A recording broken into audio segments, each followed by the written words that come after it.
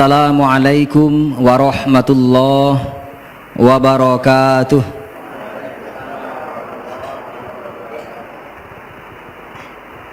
Alhamdulillah, wassalatu wassalamu ala rasulillah wa ala alihi wa sahbihi wa mawalah. Ashhadu an la ilaha illallah wa ashhadu anna muhammadar rasulullah. Allahumma salli ala sayyidina Muhammad wa ala ali sayyidina Muhammad. Faqala ta'ala a'udzu billahi minasy syaithanir rajim. Bismillahirrahmanirrahim. Syahrul Ramadan alladzi unzila fihil Qur'an hudal linnasi wa bayyinatin minal huda wal furqan ila akhiril ayah. Shadaqallahul azim. Yang sama-sama kita hormati segenap pengurus Musola Nurul Hidayah Desa Pauh Terenja, dan seterusnya yang kami banggakan dan yang kami cintai, seluruh jamaah sholat isya, tarawih dan witir Musola Nurul Hidayah yang insya Allah kita semua senantiasa dalam lindungan Allah Subhanahu wa ta'ala. Amin. Pertama, pada malam hari ini mari kita senantiasa bersyukur kepada Allah. Bersyukur tentu atas segala nikmat dan karunia Allah Subhanahu wa ta'ala kepada kita. Baik atas nikmat dan karunia Allah yang telah kita terima, salawat dan salam kepada baginda Nabiullah Muhammad sallallahu alaihi wasallam. Semoga kita yang hadir di majelis ini adalah bahagian daripada pengikut-pengikut baginda Rasulullah yang tetap istiqomah memelihara dan mengamalkan apa yang telah Rasulullah tinggalkan untuk kita. Yang pertama adalah Al-Quran dan yang kedua adalah sunnah-sunnahnya. Insya Allah kita akan mendapat jaminan selamat di dunia dan bahagia nanti di akhirat, manakala kita masih berpegang teguh sampai akhir kehidupan kita dengan Al-Quran dan sunnah-sunnah beliau. Bapak Ibu jamaah yang kami cintai, pada malam hari ini suatu kehormatan saya bisa hadir bersama Bapak Ibu di Musola Nurul Hidayah ini. Saya belum pernah, Pak, kalau sholat 5 waktu, kadang-kadang kalau pas waktu sholat lewat di depan sini, saya mampir sholat. Tapi kalau untuk bertausiah, berceramah di musola ini, baru kinilah yang pertama, Pak. Mudah-mudahan Bapak Ibu kesan pertama ini membawa kenangan yang baik untuk yang akan datang bagi kita semua. Bapak Ibu, alhamdulillah pada malam hari ini kita sudah sampai di malam yang ke-17 atau 16 hari sudah kita melaksanakan ibadah puasa Ramadan. Maka syukur yang pertama yang harus kita sampaikan kepada Allah Bapak Ibu adalah Allah masih memberikan kesempatan kepada kita semua untuk bisa kembali bertemu dengan bulan Ramadan tahun ini. Karena tidak semua orang Bapak Ibu yang hidup pada tahun 2023 yang lalu bisa kembali berjumpa dengan Ramadan 2024 ini. Kita tidak jauh-jauh ngambil contoh, Pak. Dalam keluarga kita di rumah, bisa jadi yang tahun kemarin, bulan Ramadan tahun kemarin, Bapak Ibu masih melaksanakan puasa, makan sahur bersama, babuko bersama dengan ayah, dengan suami, dengan istri, dengan mertua, dengan kakak, dengan adik. Tapi Ramadan tahun 2024 ini ada di antara mereka itu yang kita cintai itu, mereka sudah berkalang tanah, meninggalkan dunia ini. Ada tak, Bu? Nah, alhamdulillah Bapak Ibu, kita alhamdulillah masih Allah berikan kesempatan untuk berjumpa kembali dengan Ramadan ini. Bisa jadi Bapak Ibu Allah tahu dan paham kalau Allah panggil kita sebelum Ramadan kemarin kita belum siap. Kita mungkin masih bergelimang dengan maksiat dan dosa.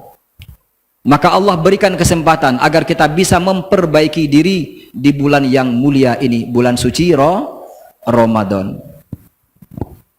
Bapak Ibu tadi sebelum berceramah, jadi saya tanya dengan Pak pengurus, jamaah kita ini rata-rata dari pesisir, Pak. Katanya 90% dari pesisir. Betul, Bu? Betul, Pak ya? Ya. Berarti nanti dalam ceramah saya bisa saja Bapak Ibu, saya sekali-kali berbahasa Minang, Pak. Nah, karena kalau berbicara masalah hubungan emosional, saya dengan pesisir selatan tidak bisa dipisahkan, Pak. Kakek saya asli pesisir selatan. Jadi bapak saya orang pesisir. Di Kenagarian Lumpo, Kecamatan Empek Jurai, Painan. Jadi saya dulu sekolahnya juga di Painan, di Madrasah Aliyah Negeri Salido. Nah, jadi bahagian dari keluarga kami berasal dari pesisir selatan. Jadi sedikit banyaknya aku bisa juga berbahasa pesisir. Jadi nanti dalam ceramah, mohon maaf kalau sekali-sekali kita berbahasa pesisir atau bahasa Minang. Setuju, Bu ya? Ya.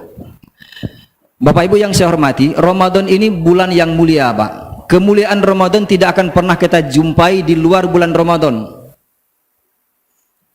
Maka dengan kasih sayang Allah, Bapak Ibu, Allah itu pada hakikatnya tidak menginginkan kita manusia ini satu orang saja masuk dalam neraka. Allah memang menyiapkan surga dan Allah juga menyiapkan neraka, tapi pada hakikatnya Allah itu tidak mau kita ini manusia yang diciptakannya ini masuk ke dalam neraka. Allah menginginkan kita kok kasadonya masuk ke dalam syurga, Bu. Mana buktinya Allah menginginkan kita semuanya masuk ke dalam surga Allah? Allah Subhanahu wa taala jauh sebelum kita dilahirkan, Allah telah mengutus para nabi dan rasul agar kita tidak tersesat di dunia ini.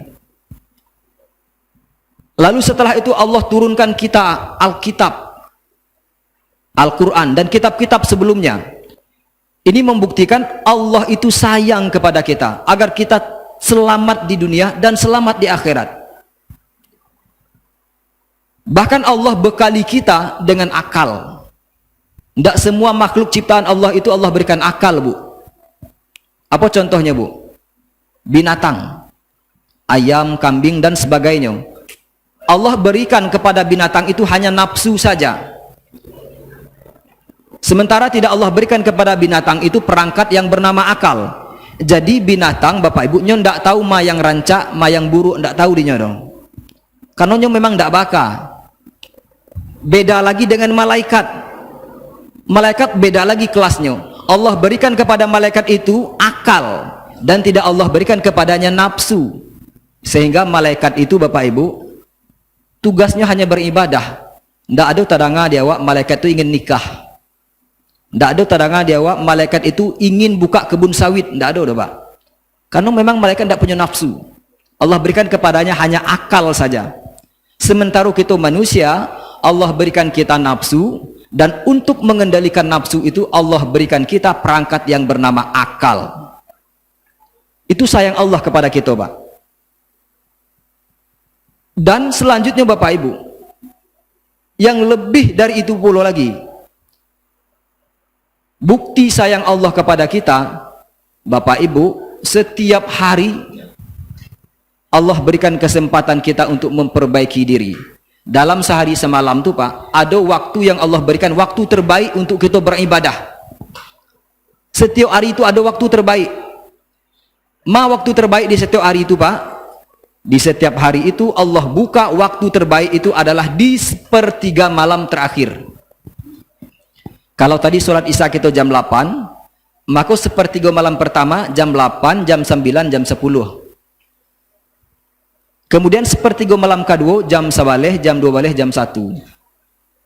Kemudian sepertiga malam terakhir waktu yang terbaik jam 2, jam 3, jam 4. Maka kata Allah Subhanahu wa taala, barang siapa yang bangun di sepertiga malam itu, mereka bersujud bermohon kepada Allah Subhanahu wa taala di tengah saudara-saudaranya terlelap tidur, maka Allah akan mengabulkan semua permintaannya. Maka kalau orang yang berdoa di sepertiga malam itu adalah orang pendosa, dia meminta ampun kepada Allah atas semua dosa-dosanya, maka Allah akan ampuni dosanya di sepertiga malam terakhir. Kalau yang berdoa itu adalah orang-orang yang dilanda oleh kesulitan ekonomi, maka Allah akan bantu jalan keluar untuk mengatasi kesulitan ekonominya di setiap sepertiga malam terakhir. Jadi setiap hari Bapak Ibu, waktu terbaik itu adalah sepertiga malam terakhir. Lalu setelah hari ada minggu. Dalam satu minggu ada hari Senin, Selasa, Rabu, Kamis, Jumat, Sabtu, Minggu. Dalam hari-hari itu Bapak Ibu, dalam satu minggu itu Allah kembali berikan kesempatan kita untuk memanfaatkan hari terbaik dalam satu minggu. Apa nama hari terbaik di setiap minggu itu adalah hari Jumat. Maka barang siapa yang berdoa di hari Jumat setelah sholat asar, sebelum masuk waktu sholat maghrib, maka Allah malu kalau tidak mengabulkan doanya. Jadi itu luar biasanya Pak, hari Jumat itu kalau kita mengangkat tangan kepada Allah berdoa setelah sholat asar, antara asar dan maghrib, maka Allah malu kalau tidak mengabulkan doanya hambanya yang berdoa di kelang waktu antara asar dan maghrib di setiap hari Jumat. Jadi Bapak Ibu, di setiap minggu ada hari terbaik, hari Jumat. Di setiap hari ada waktu terbaik, sepertiga malam terakhir. Lalu gabungan dari minggu ada namanya bulan Pak. Di setiap bulan Allah kembali berikan kesempatan kepada kita untuk memanfaatkan waktu terbaik di setiap bulan. Kapan waktu terbaik di setiap bulan itu Bapak Ibu? Adalah di setiap tanggal 13, 14, dan 15. Ayyamul Bid. Maka orang yang berjumpa di setiap tanggal 3 baleh, sampai baleh, 5 baleh di setiap bulan, maka disunnahkan bagi mereka untuk berpuasa sunnah. Jadi di setiap bulan ada tanggal terbaik, sabaleh, 3 baleh, ampe baleh, 5 baleh. Lalu Bapak Ibu selanjutnya kumpulan dari bulan-bulan namanya tahun. Dalam setiap tahun Allah kembali beri kesempatan kepada kita untuk memperbaiki diri. Dan Allah buka kesempatan terbaik di antara 12 bulan itu, Allah pilih satu bulan terbaik. Bulan apa Bu? Bulan Ramadan.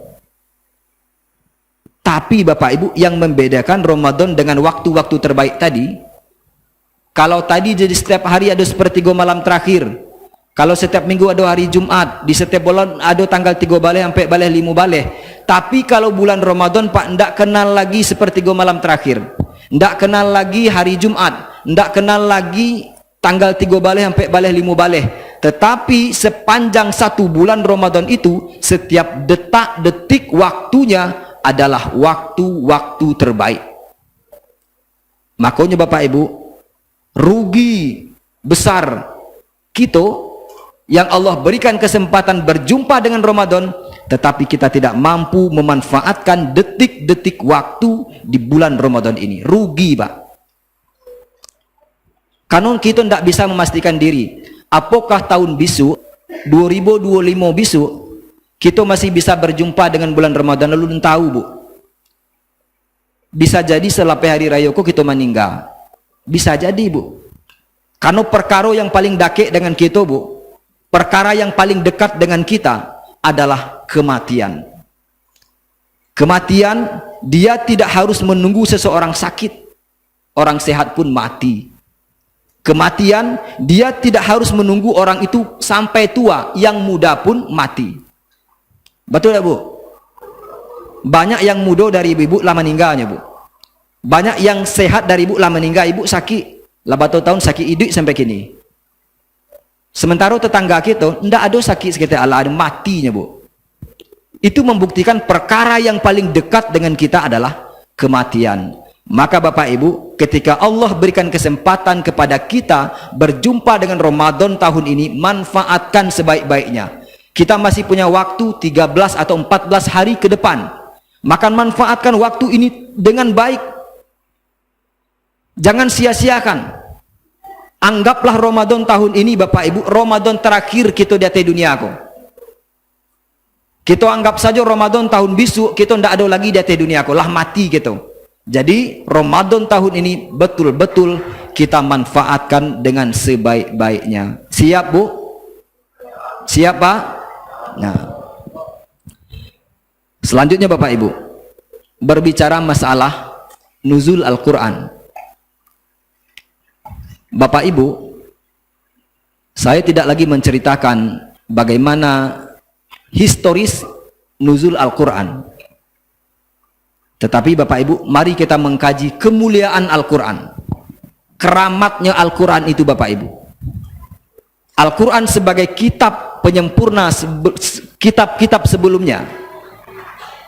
Karamahnya Al-Quran itu luar biasa Pak. Kalau tidak percaya Bapak Ibu, kalau Al-Quran itu keramat, dapat kita buktikan Pak. Pertama, malaikat Allah Subhanahu wa Ta'ala yang diberi tugas oleh Allah Subhanahu wa Ta'ala menyampaikan wahyu ayat-ayat Al-Quran kepada manusia yang bernama Muhammad sallallahu alaihi wasallam, itu adalah malaikat Jibril. Lalu oleh Allah Subhanahu wa Ta'ala, malaikat Jibril ini dijadikan sebagai pimpinan dari semua para malaikat. Malaikat itu kan beribu-ribu jumlahnya Pak. Cuman yang wajib kita imani 10. Di antara sekian banyak malaikat itu yang Allah tunjuk sebagai pemimpin malaikat itu adalah malaikat Jibril. Kenapa Jibril yang ditunjuk sebagai pemimpin para malaikat? Karena yang membuat Jibril itu dimuliakan dari malaikat yang lain adalah tugasnya menyampaikan wahyu ayat-ayat Al-Quran. Karena Al-Quran dia mulia. Itu yang pertama Pak. Yang kedua, bukti keramatnya Al-Quran. Manusia yang tadi Jibril bawa wahyu dari Allah disampaikan kepada manusia, maka manusia yang menerima wahyu itu menjadi manusia yang paling mulia sepanjang kehidupan dunia ini. Siapa dia? Muhammad sallallahu alaihi wasallam. Karena kepada beliaulah Al-Quran itu diturunkan, maka Nabi Muhammad menjadi manusia yang paling mulia. Tidak ada yang menandinginya. Itu yang kedua buktinya. Yang ketiga, bukti kalau Al-Quran itu keramat. Kota di mana Al-Quran itu diturunkan bernama kota Mekah, Makkatul Mukarramah. Karena di kota Mekah itu Al-Quran diturunkan, maka sepanjang dunia ini masih terbentang, maka tidak ada kota di atas dunia ini yang bisa mengalahkan kemuliaan kota Mekah. Jadi Mekah itu menjadi kota yang mulia karena salah satunya adalah disitulah Al-Quran diturunkan. Tidak luar biasa Al-Quran Bu. Malaikat bisa mulia Jibril karena Al-Quran. Nabi Muhammad bisa menjadi manusia yang paling mulia karena Al-Quran.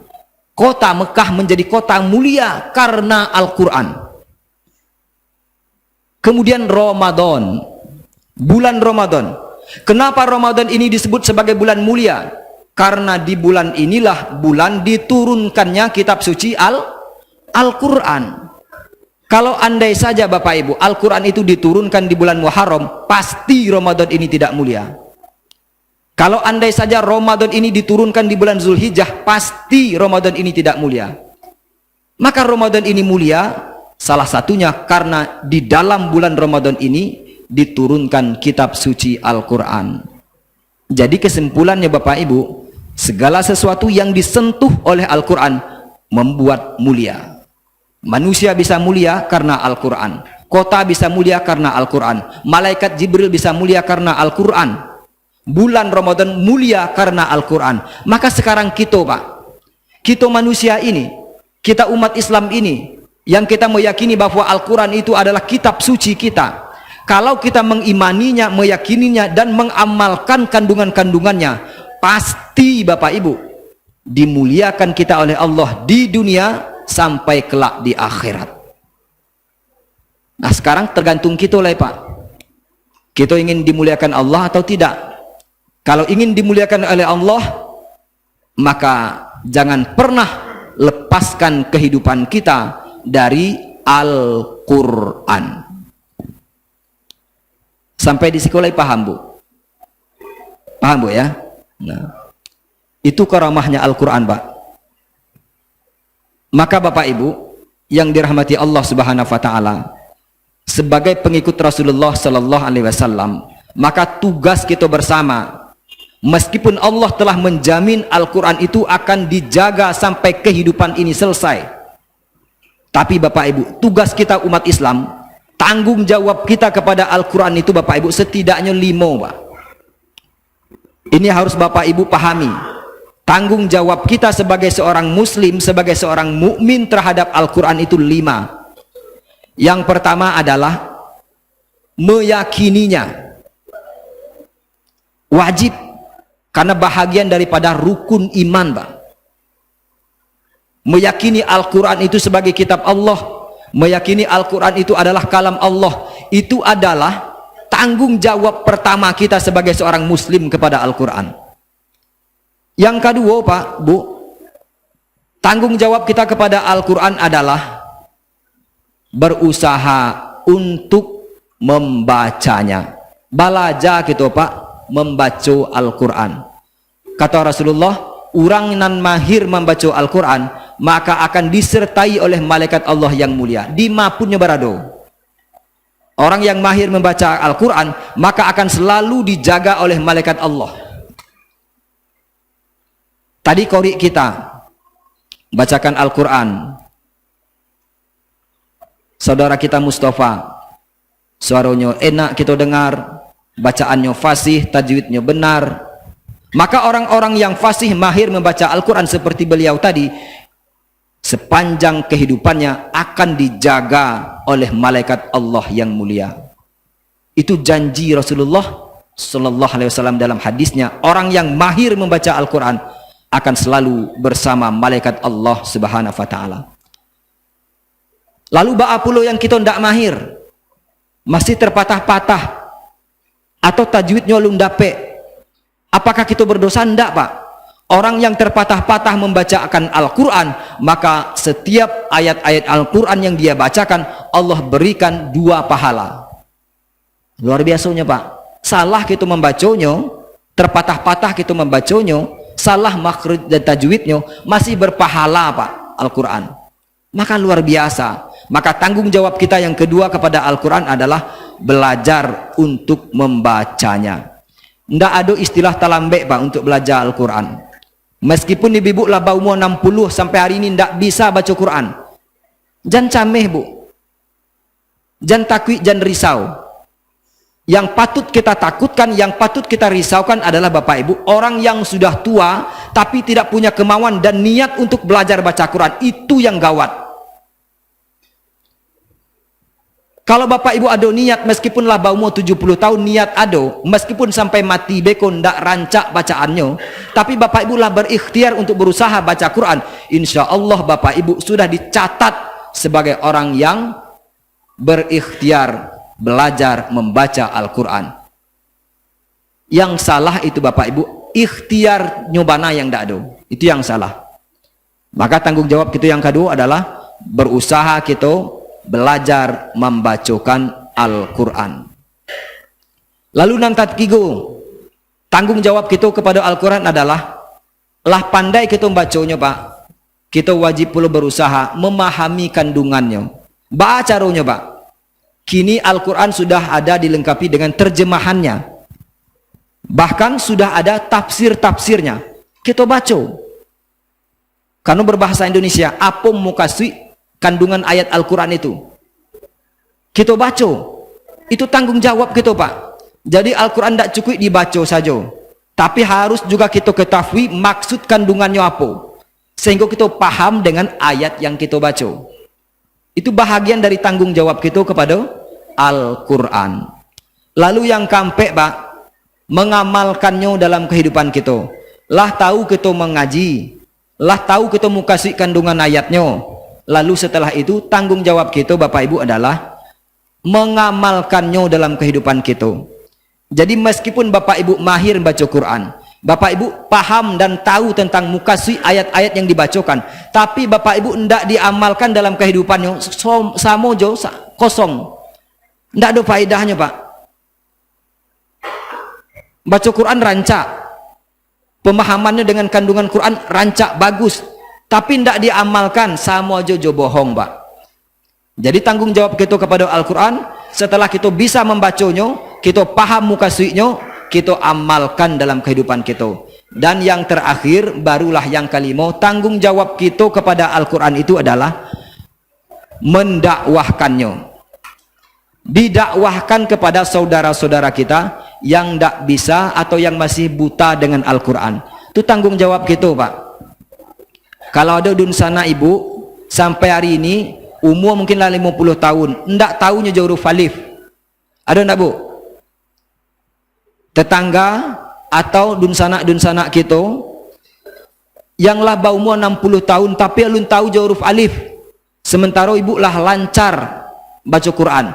Maka tanggung jawab kita semua Pak, dakwahkan, ajarkan orang-orang yang belum bisa baca Quran. Satu huruf yang kita ajarkan kepada orang lain akan mendatangkan beribu-ribu kebaikan. Maka kata Rasulullah, khairukum man ta'allamal Quran wa 'allamahu. Sebaik-baik orang di antara kamu adalah mereka yang belajar membaca Al-Quran dan mengajarkannya kepada orang lain.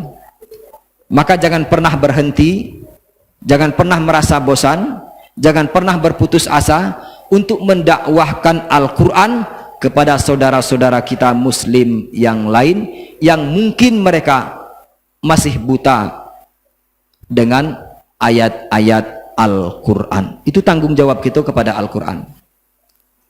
Jadi Bapak Ibu, Al-Quran itu Pak, tidak cukup di sekedar dimusabakahkan saja. Kalau kita Pak, hampir setiap tahun kita laksanakan musabakoh. Musabakoh di tingkat desa, musabakoh di tingkat kecamatan, musabakoh di tingkat kabupaten, tingkat provinsi, tingkat nasional, bahkan sampai di tingkat internasional. Kalau Al-Quran hanya sebagai momen yang untuk dimusabakahkan, tidak pernah kita berniat bersama untuk mengamalkannya dalam kehidupan kita, maka fungsi Al-Quran sebagai petunjuk kehidupan kita tidak akan pernah kita rasakan Pak. Kita akan selalu merasakan gelap dalam kehidupan ini. Al-Quran tidak akan pernah menjadi cahaya penerang kehidupan kita. Kalau Al-Quran hanya sebatas kita musabakahkan saja, tidak pernah kita amalkan dalam kehidupan kita. Sekarang ini yang terjadi Pak, kita jauh dari Al-Quran, dilaksanakan musabakoh Pak. Beberapa hari yang lalu Ambo tidak menyebut di desanya loh Pak, melaksanakan kegiatan MTQ. 1 minggu dibuka pendaftaran, lomba tilawah, kemudian lomba azan, lomba hafalan ayat-ayat pendek. Tidak sembarang yang daftar. Sampai di hari pembukaan, tingkat anak-anak sekitar 6 orang, laki-laki jepadusi.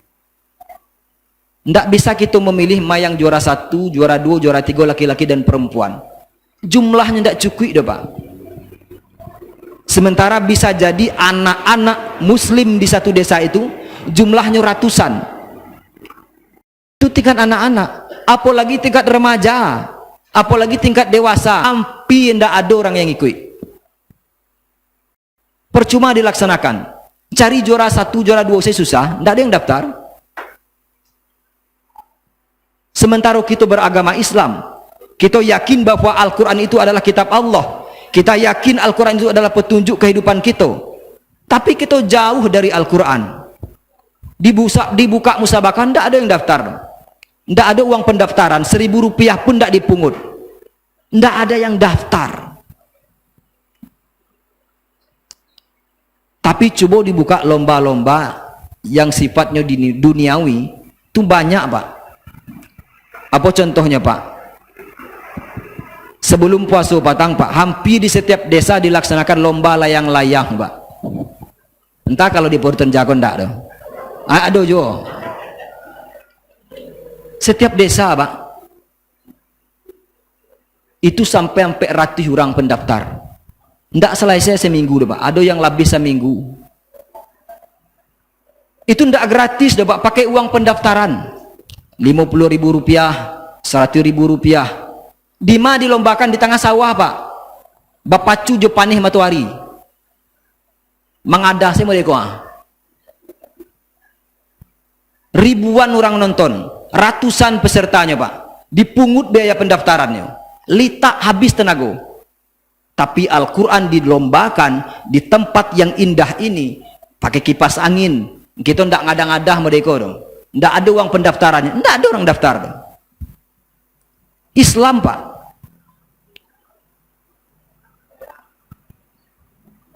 Ini kejadian yang kita rasakan saat ini. Maka apa kata Allah? Maka coba kita buka, Pak, Al-Quran surah Toha ayat 1-2 sampai. Wa man a'rada an zikri fa inna lahu ma'isatan donka wa nahsyuruhu yaumal qiyamati a'ma. Apa kata Allah? Barang siapa yang lalai dari peringatanku, kasihnya barang siapa yang lalai dari Al-Quran, jauh kehidupannya dari Al-Quran, maka Allah akan berikan dia kesempitan dalam kehidupannya. Allah sempitkan kehidupannya di atas dunia ini. Jadi barang siapa yang jauh dari Al-Quran, tidak pedulinya dengan Al-Quran, tidak pernah dibuka Al-Quran di rumahnya, tidak pernah dibacakan, tidak pernah diamalkan, maka orang ini Allah akan berikan kepadanya kehidupan yang sempit. Tinggal di atas dunia yang laweh, rumahnya gadang, tapi terasa sempit. Pitih banyak, kebun sawit laweh, sawah laweh, ekonomi mantap, tapi setiap bulan selalu merasa kekurangan. Allah sempitkan kehidupannya meskipun zohirnya banyak hartanya. Ini salah satu azab Allah. Allah sempitkan kehidupannya itu karena dia lalai dari Al-Quran. Kalau kece orangnya orang kaya di siko, kece orang, tapi perasaan dirinya sendirinya orang paling bansai. Ada yang begitu, Bu? Nyo kayo infak jarang ke musola. Pamaleh infak, keceknya hidupnya susah, padahal segala ado dinyo. Kenapa? Memang Allah berikan dia kesempitan hidup karena dia jauh dari Al-Quran. Dan yang kedua, wa nahsyuruhu yaumal qiyamati a'ma. Orang yang jauh dari Al-Quran, Bapak Ibu, nanti di hari kebangkitan, di hari akhirat, di hari kiamat, dia akan dibangkitkan dalam keadaan buta. Jadi orang yang jauh kehidupannya di dunia ini dari Al-Quran, nanti di hari kiamat ketika kita dibangkitkan kembali setelah kiamat, Allah akan bangkitkan kita dalam keadaan buta, buto, tidak nampak mencari. Bayangkan Bapak Ibu, di hari kebangkitan kelak, jarak matahari dengan ubun-ubun kita hanya satu jengkal jaraknya. Bayangkan betapa panasnya itu. Sekarang ribuan mil jarak matahari dengan bumi ini, panasnya minta ampun. Ini satu jengkal. Bayangkan panasnya, tidak ada tempat bernaung.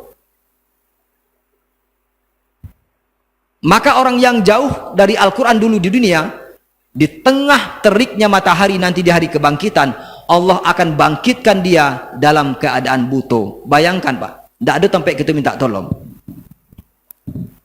Tadi hari Rabu, hari Kamis tadi hari Rabu, nak Bu? Hari Rabu tadi, balainya atau pasarnya orang Lubuk Sanai. Kalau tadi Ibu ada pergi ke balai Lubuk Sanai, Ibu pergi jo suami istri, sampai masuk balai Lubuk Sanai itu, tak pisah suami jo bini. Bini sebelah kida, suami sebelah suwok. Tak pisahkan orang rame. Itu untuk mencari suami istri itu supaya nyoba sobok balik, payahkan orang rame. Sementara kita punya HP, laba janjian jo HP. Di mana kini dah, ambo di los nomor sekian kecil udahnya.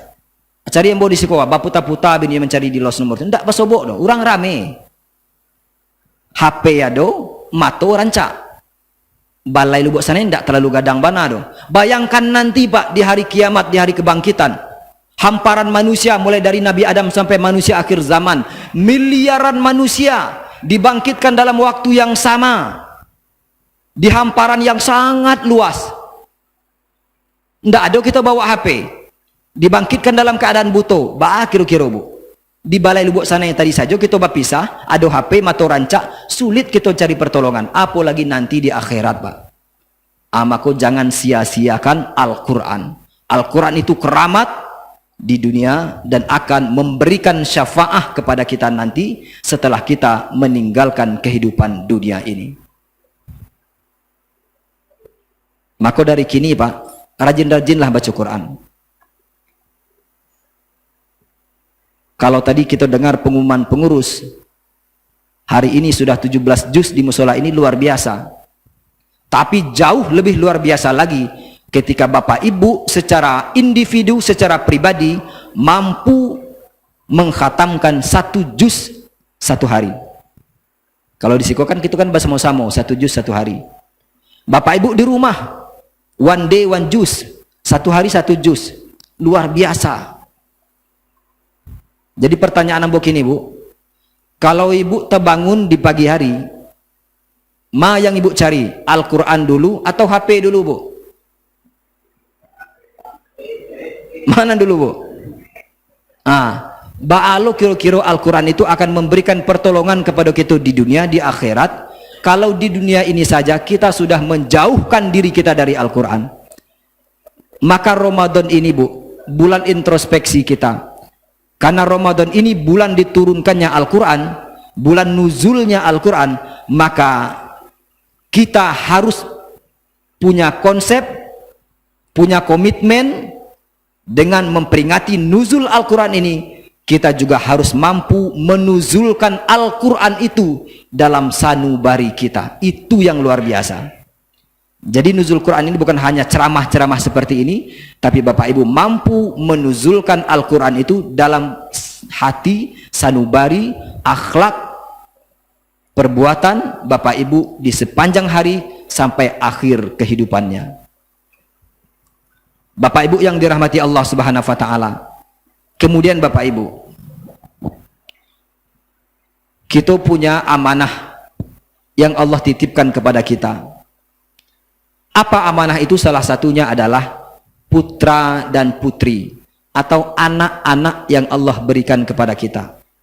Tanggung jawab kita Bapak Ibu, sebelum kita meninggalkan dunia ini, bagaimana anak-anak yang menjadi amanah Allah kepada kita, mampu anak-anak kita ini benar-benar menjadi anak-anak yang berakhlak Al-Quran. Bapak Ibu bangga, saya pun bangga, sebelum kita mati kita mampu menyekolahkan anak kita sampai sarjana. Bangga gitu Pak. Kita mestinya juga bangga Bapak Ibu, kalau sebelum kita meninggalkan dunia kita mampu menyisihkan harta warisan kita untuk anak keturunan kita. Bangga kita Pak, karena persoalan ekonominya di masa yang akan datang. Tapi Bapak Ibu, kita jauh harus lebih bangga lagi ketika kita sebelum meninggalkan dunia ini, kita telah membekali anak-anak kita dengan bekal Al-Quran. Itu yang teramat luar biasa. Investasi yang paling berharga yang kita titipkan kepada anak-anak kita bukan harta benda, bukan hanya pendidikan yang bagus, tetapi investasi yang paling berharga yang kita tinggalkan untuk anak keturunan kita adalah akhlak karimah, Al-Quran Al-Karim. Itulah yang paling luar biasa. Al-Quran luar biasa. Ketika Bapak Ibu sebelum meninggal dunia sudah mampu memastikan anak-anaknya mampu membacakan Al-Quran, insya Allah nanti anak-anaknya mengamalkan Al-Quran dalam kehidupannya, maka bahagialah Bapak Ibu yang sudah terbaring di alam kubur dari amal soleh anak-anak yang ditinggalkan. Maka Bapak Ibu, tanggung jawab kita semua kepada anak-anak kita sebelum kita meninggalkan dunia ini, anak-anak kita wajib sudah bisa baca Al-Quran. Bagaimana caranya? Cari caranya Pak. Kalau kita tidak bisa ngaji, kalau cara mengajar anak, kita sendiri tidak bisa mengaji. Maka caranya Bapak Ibu, kita titipkan anak-anak kita ke guru ngaji. Sia guru mengaji di situ, titipkan anak-anak kita sebagai bagian dari bentuk tanggung jawab kita kepada anak-anak kita. Tapi Bapak Ibu, dengan guru ngaji jangan hitung-hitungan, Pak. Ditampek lain, Pak. Entah kalau di situ enggak dong. Kalau ditampek lain, Pak. Banyak kita yang hitung-hitungan dengan guru ngaji. Kadang-kadang biaya untuk guru mengaji hanya dipungut 50.000 sebulan. Murah tuh, Pak. Banyak kita yang tidak siap, banyak kita yang melecehkan, banyak kita yang menganggap ini terlalu mahal, masuk mengaji 50.000 sebulan, padahal tidak tahu deh Bapak dong. Dengan membekali anak-anak Bapak Ibu bisa baca Quran, Bapak Ibu nanti akan bisa bahagia dunia akhirat. Maka jangan ragu dan rugi dengan 50.000 sebulan untuk biaya ngaji anak kita, sementara tidak pernah kita hitungan dengan biaya-biaya anak kita yang lain. Kalau dia les bahasa Inggris sampai 300.000 sebulan, sanggup gitu? Tidak pernah kita ngomel. Kita belikan HP anak kita sampai 3 juta, sanggup gitu?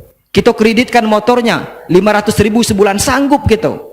Itu semuanya untuk urusan duniawinya, sementara untuk urusan akhiratnya tidak pernah kita pikirkan. Bapak Ibu, andai malam ini kita mati, Pak, mohon maaf, pulang dari musola aku beko, mati kita di rumah. Tapi mudah-mudahan tidak. Ini umpama, Pak, balik kita di rumah, sampai di rumah mati tak kaji gitu. Besok di fardu kifayahkan oleh orang lain. Anak-anak kita ada yang labau umur 18 tahun, laki-laki pulonya. Jadi kecek pegawai syarak, mana laki-lakinya? Aiko kecek orang. Nah, tolong jadi engkau yang mengimamkan solat jenazah orang tuamu ini, karena orang sudah balik. Apa kata anaknya? Balo kau menjadi imam, Pak. Ambo ngaji tidak bisa dong, solat tidak bisa dong, kasadonya tidak paham dong agama. Rugi gitu, Pak.